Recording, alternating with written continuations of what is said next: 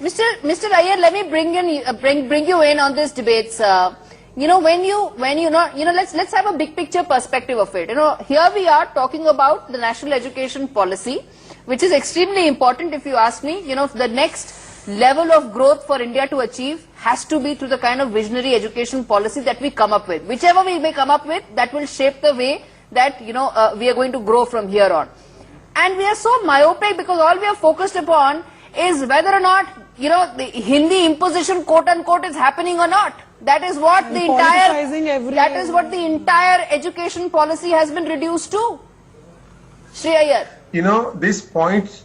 This points to a leadership deficit. The leaders, political leadership in India, don't have any, issues that they can put their hat on and say that, look, the government shouldn't be doing this. Instead, they pander to the lowest sentiments. They go to the lowest level and see, okay, these people don't seem to get their jobs because they perceive that somebody is asking them to do something that they don't want to. When learning languages, it only helps you. In fact, the human brain, we only use 1/6. I agree. Okay, 5/6 is redundant. Okay, as a child, the more languages you expose the child to, the more that child becomes proficient with this. I mean, you can't learn languages at the age of 40 or 50. It's very difficult. Agree. You can, but it's very difficult. But as a child, children can learn as many languages as possible. No, but let me ask you this. Let me ask you this, Mr. Iyer. Let me ask you this: that if the education subject is in concurrent list, if the states can decide whether or not they agree with the centre's view or a law or a guideline as far as education is concerned, then what's the whole fuss about? First of all, I think education should not be then in why do you concurrent bring list. it up? That's a discussion for a different day. Why don't you say so Why I upfront? say that is because what India has is population as its capital. Okay, and India needs to be, having the same quality across the country, so that if and when India starts becoming an exporter of manpower for jobs, this is going to happen, by the way. I mean, Germany almost signed a deal where they were going to have Indians over for like 5-year, 10-year work with us, and then they changed their mind. This was about 15, 20 years ago. But this is going to happen. Just look at what is happening in Europe, and look at how it's happening in Europe, and look at how Indian expats behave across the world. They are the most well-behaved, they are the most apolitical, and they are the most professional. Can you explain why so many Indians go on to become CEOs of Fortune 500 companies, whereas inside India, we have all these little things where, I won't learn this. I mean, this is started by, Tamil Nadu in the 60s. The DMK rode to power. Exactly, that's the background, that's the backdrop. And that is really the root cause. That struck a chord with people. Exactly, 70 people, let me tell our viewers, 70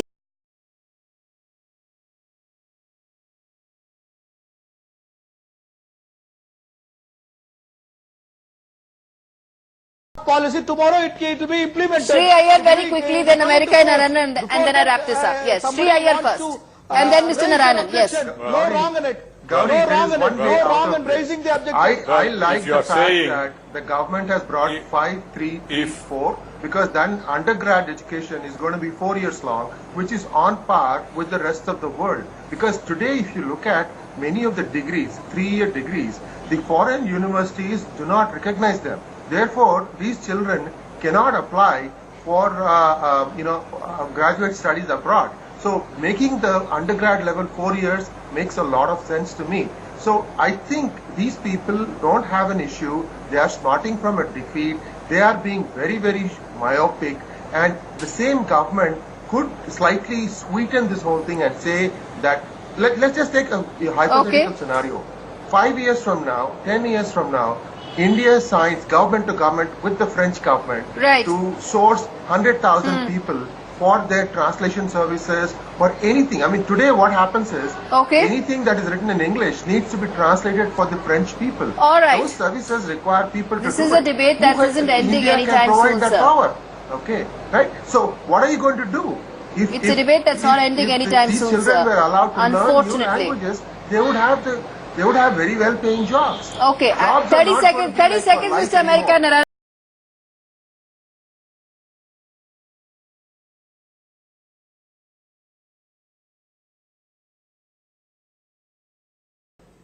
Mr. Sree Iyer, I think there is something creditable that for a lot of people in the north who do feel that the English-Hindi divide has been a class issue in this country, that if you speak our native language with great assiduity, with great grammar and verve, yet somehow you are regarded as inferior because you might struggle at English.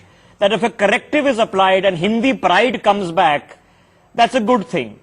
But at the same time, Hindi pride need not necessarily be imposition on states that don't primarily speak Hindi. Now, how do we find that balance, sir?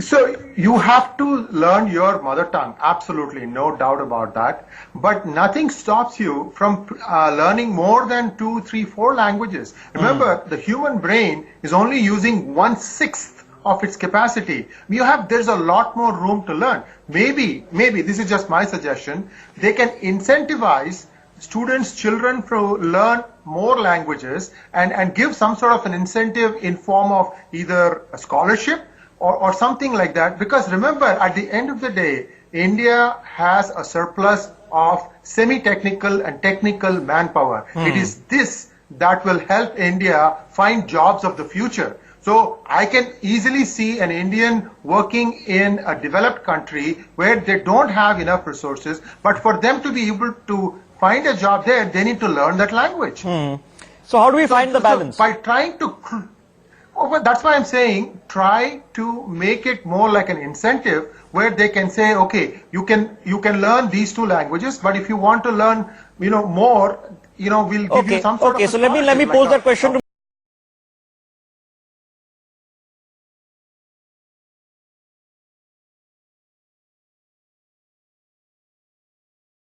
And it's a reasonable thing to say that if people in Tamil Nadu and Kerala are being asked to learn Hindi, even if it's not imposed, even if it's voluntarily, then equally people in the north should be learning Tamil and Malayalam and Kannada and Telugu. Sree Iyer wants to come in. Sree Iyer, go ahead. Telugu.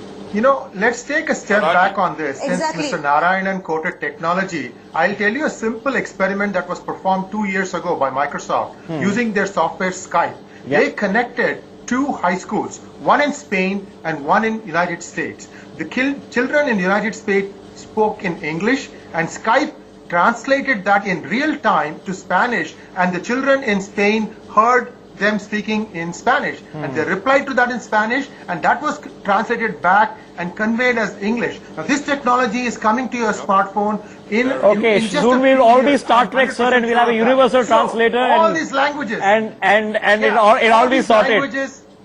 Yeah, we'll just pin on a universal translator onto our chest and all be sorted. You tap a button and it translates for you. So, Yeah,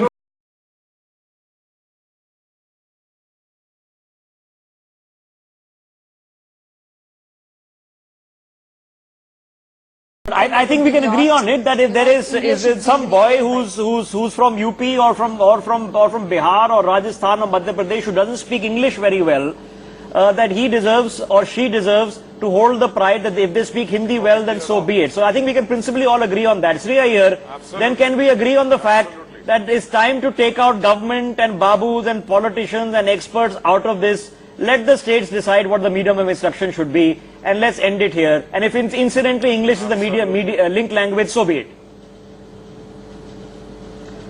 That is probably right. Absolutely. Except that I have only one observation, that we should not deprive the children who are desirous of learning more languages that provision. So schools can, some schools can have a specialty saying that we teach more than 3 languages. If you want your child to learn more languages, here is a place. And make it not like a strict thing, but optional languages to learn. I mean, if a certain child wants to learn German, French along with English, so be it. I mean, we have to, don't have this, ironclad system where every child learns the same set of subjects. So you can have these, variations that you can make it happen. Okay, at least from but that has to, a little bit, I think understanding needs to come that there is a very genuine feeling in this country that the North-led narrative seems to rule India, and I think that needs to be addressed, and we haven't effectively addressed it in the past.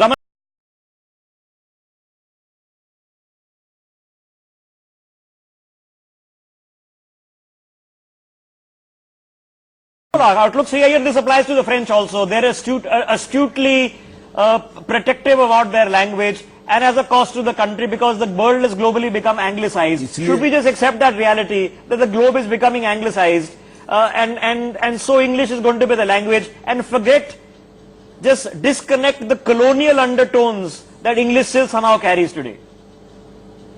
Yeah, yes, but I don't want any child to be shut the door on an opportunity to learn a language if the child wishes to do so. Right now, it is his or her government choice. And some of the governments, they're straitjacketing it. They're saying no Hindi, no Hindi, no.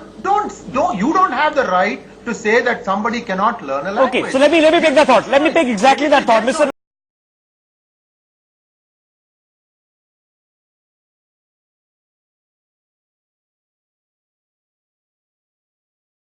Let me just quickly interject to you, Sree Iyer. Something drastic is required. The NEP draft is giving us a solution. A lot of work has already been done. Curriculum is already being cut by 30%. I frankly think that the board examination culture has to be done away with. There has to be systematic cultures throughout your schooling, not just one exam you give at the end of class 12. What do you think needs to be done?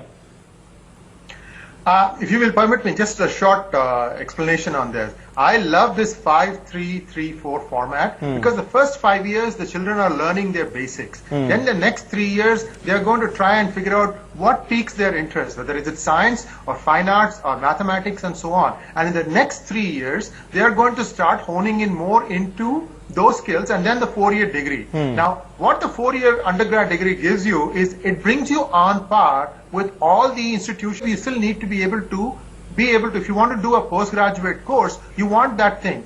Most of the time what happens is when children or students go from, I'm not talking about engineering, talking about liberal arts students, they have a lot of difficulty getting admission into postgraduate programs outside of India. That can be done. The most important thing, in my opinion, is to help children develop critical thinking skills. Yes. That is, why? Why is something happening this way? That why, usually what happens is, in a road system, right? They say, don't ask these questions. Yeah, just learn Karl Marx, just learn John Maynard Keynes, and that's all. That's all you're supposed to do. Nobody is going to redefine a new economic model and say what Karl Marx was saying was foolish. Keynes was also foolish. I got a better idea. Yes, and I just finish. Let me finish one thing. For the second +3, you should make the libraries of these schools very well equipped and keep them open. We just need to give the kids internet these days. Sree Iyer, yours and my generation is gone when we had to read books. Just give the kids internet, Wikipedia, and they'll figure it out. And let them create YouTube tutorials for each other. Yeah, but if you have a library that can also give you a 3D printer to tie to I'm game. I'm debating 3D printers. Next Tuesday, come back, Sree Iyer. We'll debate 3D printers. I'm getting somebody in studio. I'm not joking. I've offered some of my students to go to their colleges and I'll fund it. Set up a 3D printing lab in your college. Let me quickly get